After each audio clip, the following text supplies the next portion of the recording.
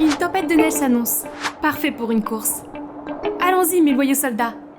On dirait une grosse tempête, les gars. On rentre à la maison? Vous avez déjà peur? Bande de lâches! Je suis née et j'ai grandi dans la neige. Ce n'est rien. Puis j'ai fait signe à Bam et Oli d'accélérer, mais au lieu de ça, ils se sont arrêtés et ont aboyé sans arrêt. Est-ce que ce tas de neige bouge? Je me suis précipitée pour vérifier. Oh mon Dieu! C'est un garçon. Non, un ange aux cheveux blonds. Mon cœur s'emballe. Est-ce un coup de foudre? Moi. Peu importe les objections d'Alden et d'Hera, j'ai insisté pour ramener ce type chez moi. Je devais m'en occuper moi-même. Oh, on dirait qu'il s'est réveillé. Tu vas bien? Où suis-je? Tu es chez moi. En fait, je suis Brenna. Je t'ai trouvé... Oh mon Dieu! Hein? Qu'est-ce qui ne va pas? Quelque chose sur mon visage? Non. C'est juste que tu es trop belle. Comme une vraie Blanche-Neige. Puis il a dit qu'il s'appelait Bevis. Il est venu ici pour l'aventure, mais il a été accueilli par la tempête de neige. Il va neiger abondamment dans les prochains jours. Tu devrais rester ici jusqu'à ce que tu te rétablisses. Après quelques jours, Bevis s'est senti mieux. Alors je lui ai fait visiter le voisinage en luge. Bien que Bam et Oli aient pratiquement marché, Bevis a eu tellement peur qu'il s'est blotti contre moi. Accroche-toi bien, j'accélère. Nous avons traversé une colline et une forêt. Puis nous sommes arrivés à... Tada! Probablement le plus grand lac gelé qu'il ait jamais vu. J'ai appris à Bevis à percer un trou dans la glace, puis il a lâché le fil de pêche avec enthousiasme. Les jours suivants, je l'ai emmené faire des promenades et nous étions inséparables. Nous sommes allés voir des ours polaires, nous avons fait du kayak. Je lui ai appris à faire de la neige instantanée en pulvérisant de l'eau bouillante dans l'air froid. Et nous avons même regardé les spectaculaires aurores boréales. Wow! Je n'ai jamais vu un si beau paysage avant. Oui, et je n'avais jamais vu un aussi beau visage. C'est ainsi que Bevis est resté jour après jour avec moi dans l'Arctique. C'était très amusant, mais pour certaines raisons, mes amis Alden et Hera n'étaient pas d'accord. Ils semblaient lui en vouloir ou quelque chose comme ça. Une fois, alors que je rangeais des provisions dans la cave, j'ai entendu le cri perçant de Bevis. Je me suis empressée de voir et j'ai vu un renard blanc sortir en trombe, suivi de rire à l'extérieur de la fenêtre. Tu es une vraie poule mouillée, grand citadin. C'est juste un très gros chaton. Alden et Hera éclatent alors de rire. Ah, ces deux-là pourraient-ils faire preuve d'un peu d'hospitalité? Au dîner, je lui ai préparé mon plat vedette pour m'excuser auprès de Bevis pour mes vilains amis. Il était tout à fait cool à ce sujet. Il m'a même raconté des histoires sur ses amis et sur leur vie en Floride. Waouh, ça a l'air tellement magique! J'aimerais pouvoir me prélasser sur une plage et profiter du soleil avec ma boisson à la noix de coco. Je me suis endormie en rêvant à la belle vie urbaine. Soudain, on a frappé à la porte de ma chambre. Je me suis précipitée pour répondre et j'ai vu Bevis.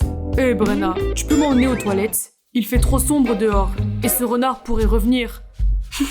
Comme c'est mignon. Il est vraiment doué pour trouver des excuses pour être avec moi. En attendant Bevis, j'ai planifié ce que nous allions faire le lendemain. Quand il est revenu des toilettes, je n'ai pas pu contenir mon enthousiasme et je lui ai tout de suite dit.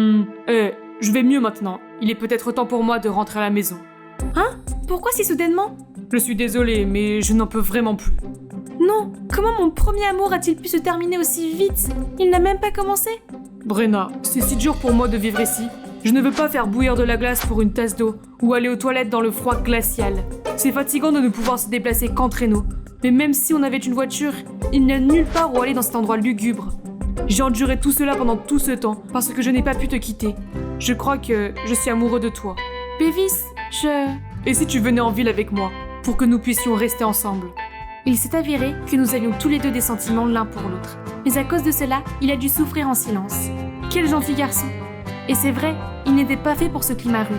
Il n'avait pas sa place ici. Le lendemain matin, j'ai dit à Alden et Hera que je voulais passer quelques jours à Miami. Brenna, ce n'est pas une bonne idée! C'est cette mauviette qui t'a poussé à faire ça? Ne crois pas à ces belles paroles. J'ai expliqué à quel point Bevis était gentil et poli, mais ils n'ont pas voulu m'écouter. Ma fille, il t'a rendu aveugle. Tu ne le connais que depuis quelques jours, pas assez pour savoir qui il est. Tu es juste une de ces filles superficielles. Qui traites-tu de superficielle? Oui, c'est vrai, j'ai été aveuglée par sa gentillesse. Puis je suis partie, laissant Alden et Hera derrière moi. C'est juste que je m'inquiète pour toi. Oui, c'est ça, tu t'inquiètes? Tu es juste jaloux de moi? À la maison, j'ai retrouvé Bevis grelottant. Il ne supportait plus ce temps glacial, et je ne supportais pas non plus de le voir dans cet état. J'ai donc dit à Bevis que j'irais avec lui. Regardez comme Bevis était heureux, et j'étais impatiente de visiter sa ville natale. On va bien s'amuser. Il nous a fallu moins de 2 jours pour tout organiser, acheter les billets, demander à Hera de s'occuper de Bam et Oli. Et nous sommes prêts à partir. Après un long vol, nous sommes enfin arrivés. C'est un monde complètement différent qui s'offre à mes yeux. Des foules de gens qui se précipitent à droite et à gauche. Soudain, j'ai repéré quelque chose. Oh, ça ressemble à ma Oli. Quel husky gâté! À cet âge, mes 2 copains étaient déjà les meilleurs chiens de traîneau de la région. Oups! Les gens de la ville n'ont pas l'air très amicaux, n'est-ce pas? C'est quoi ça encore? Pourquoi se déplace-t-il si vite et sans arrêt? Alors que j'hésite à faire un pas, Bevis m'emporte soudain dans les airs. Ne t'inquiète pas, je te tiens. Mon Dieu, il est tellement gentil! Bevis m'a ensuite transformée en citadine. Il m'a emmené faire du shopping et m'a fait teindre les cheveux. J'aimais beaucoup mes cheveux noirs et soyeux, mais Bevis a dit que cela m'allait mieux. Ça aussi, petite fille. C'est un salon de tatouage, n'est-ce pas? Voyant ma confusion, Bevis m'a expliqué qu'ici, les couples se font tatouer lors d'occasions importantes et... Aujourd'hui marque le premier jour où tu entres dans mon univers. Je veux que ce soit gravé dans mon cœur. Bevis et moi, nous sommes donc fait tatouer la même chose. Une forme rouge bizarre derrière les oreilles. Ce n'est peut-être pas très joli, mais c'est suffisamment unique pour être spécial pour nous deux. Une fois le shopping terminé, nous sommes allés dans une luxueuse villa. Oh là là, il m'emmène chez ses parents? Je suis si nerveuse, je ne sais pas comment me comporter. Quand Bevis me réconforta. T'inquiète, ils sont gentils. Fais ce qu'ils te disent de faire. C'est alors que la porte principale s'est ouverte. Tout le monde s'est retourné pour nous regarder. Ce devait être la première fois que Bevis ramenait sa petite amie à la maison. Bonjour!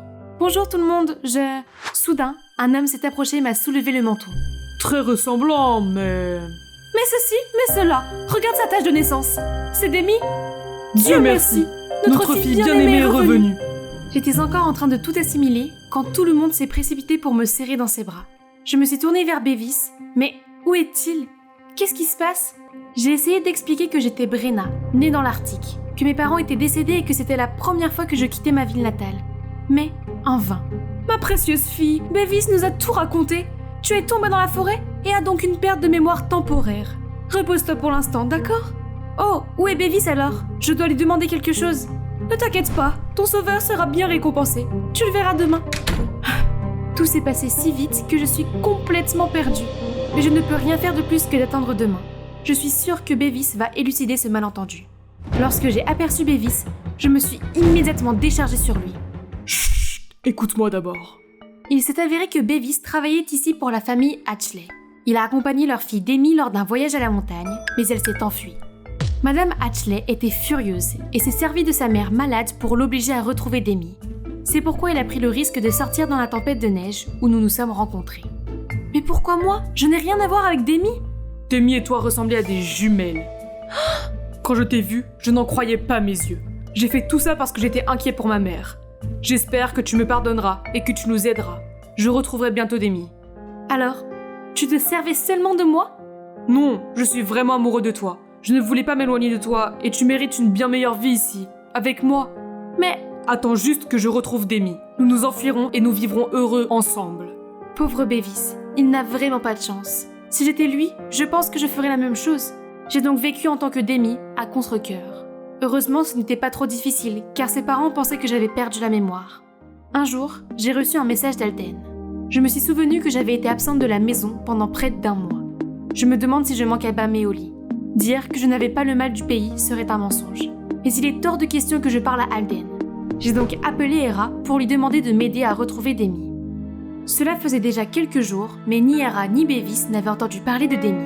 Me sentant trop agitée, je suis allée me promener dans le jardin. Attendez, c'est quoi ce bruit? Alden? Tu vois dans quoi tu t'es fourré, idiote? Je te l'avais dit, j'ai vu clair dans son jeu. Pourquoi es-tu là? Et de quoi parles-tu? Hera me l'a déjà dit. Bevis ne te voit que comme la remplaçante de quelqu'un d'autre. Il ne t'aime pas. Rentrons à la maison. Non, lâche-moi! Arrête de déranger ma fille. Laisse-moi tranquille, s'il te plaît.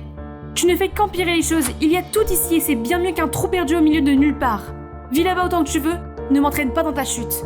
Alden a immédiatement lâché ma main. Il ne dit plus un mot, mais m'a lancé un regard déçu. J'ai exagéré? C'est lui qui n'arrêtait pas de fourrer son nez dans les affaires des autres. Qui est-il pour me contrôler? Après ce jour, je l'ai encore vu rôder autour du manoir de temps en temps. C'est tellement agaçant. Une personne saine d'esprit ne sortirait jamais par cette chaleur torride. Aujourd'hui, maman, je veux dire Madame Hatchley, m'a emmenée faire du shopping. Avoir une famille comme celle-ci n'est pas si mal, hein? Elle m'a dit que j'aurais un dîner important ce soir. Je devais donc mettre cette robe moulante ainsi qu'une paire de talons d'enfer. C'était très joli, mais je n'arrivais pas à respirer. Mon Dieu, comment peut-on faire ça? C'est littéralement plus dur que de marcher sur de la glace fine. Ah! Ouf, il s'en est fallu de peu. Merci monsieur, Attention, je ne peux pas te protéger tout le temps. Alden? Pourquoi est-il toujours aussi gentil avec moi? Je voulais lui dire quelque chose, mais maman m'a déjà fait signe de me dépêcher de loin. Je me suis précipitée vers la voiture, le laissant là. Grâce aux soins de maman, les gars me regardaient sans sourciller. Surtout cet invité spécial. Maman m'avait dit que je devais être souriante et amicale avec Otis. Mais comment pouvais-je le faire, vu qu'il n'arrêtait pas de raconter des histoires ennuyeuses? Mes yeux erraient autour de moi, à la recherche de Bevis et d'une excuse pour partir. Qu'est-ce que tu cherches, ma chérie? La personne la plus importante, c'est déjà devant toi? Ah! Je l'ai repoussé et je suis partie en courant. Ah, Bevis est là.